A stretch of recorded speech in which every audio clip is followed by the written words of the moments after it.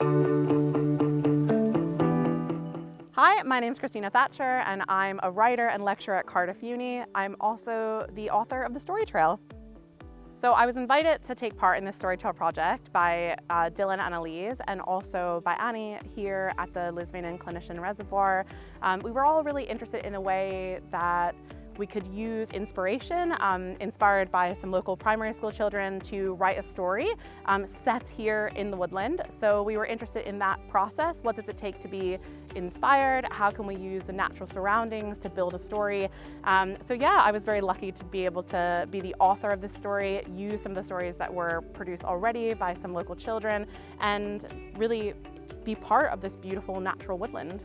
So my name's Dylan Adams. I'm a lecturer at Cardiff Metropolitan University in education, and I'm here because I've just been working with some primary school children, local primary school children from Pryd and they've just done the Story Trail walk. So the first people to do the Story Trail walk, which is fantastic for them because they had a hand in the making of the story for the Story Trail. So I worked with them with some ideas about stories connecting people to nature.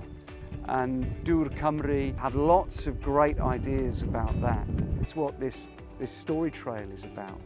It's about helping the children to have other ways of knowing, other ways of being, other experiences. It was absolutely amazing to see the trail come to life. I had no idea when I was kind of writing this story, researching the animals at the reservoir, looking at these inspirational materials, that we would actually be able to erect this trail with these beautiful sculptures, or that I would indeed be actually reading some of this story and reading Ilaria's story out to children and young people who helped inspire it. So for me, it's been an incredible experience to actually see the story where it was meant to be, here in the woodland. It's just been very inspiring, and it makes me feel, you know, how powerful it is to set stories in natural places and what it means to really use nature as an inspirational tool for writing.